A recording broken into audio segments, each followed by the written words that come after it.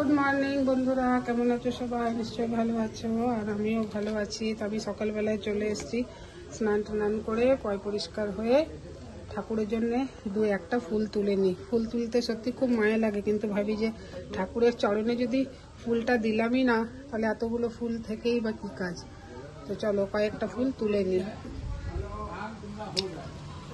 কি সুন্দর ফুলগুলো দেখো, দারুণ লাগে না দেখতে। চলো একটা গাঁদা ফুল তুলে নিই।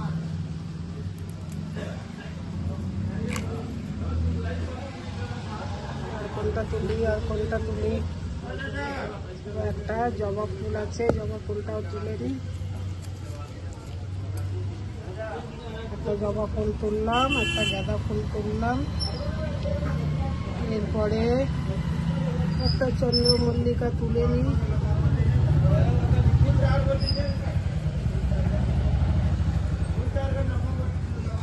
ফুলগুলো কি শক্ত, তুলেই যাচ্ছে।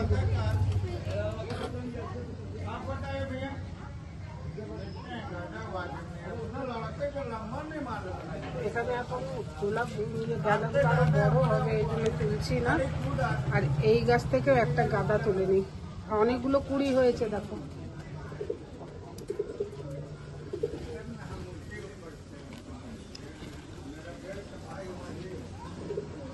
একটা গোলাপ তুলবো, একটা গোলাপ তুলে নিই।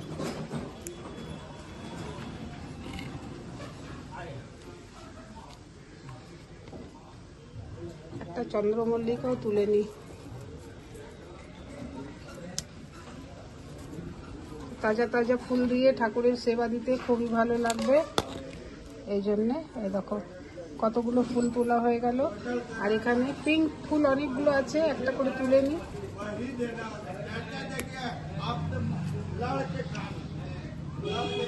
রাস্তার পাশে ঘর তো, সবাই কথা বলছে, ওগুলো আওয়াজ আসছে।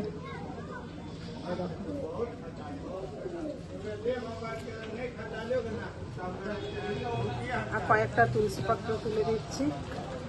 কৃষ্ণ সেবার জন্য তুলসী পাতা ছাড়া তো হবে না পুজো। চলো বন্ধুরা, ভিডিওটা ভালো লাগলে অবশ্যই লাইক করো, কমেন্ট করো, শেয়ার করো। আর এখন আমি ফুল তোলা হয়ে গেছে, এবার যাচ্ছি ঠাকুরের বাসন টাসন ধুয়ে পুজোটা করে নেব। আর তুলসী মঞ্জুরি হয়েছে কত দেখো, তুলসী মঞ্জুরিও একটা তুলে নিই।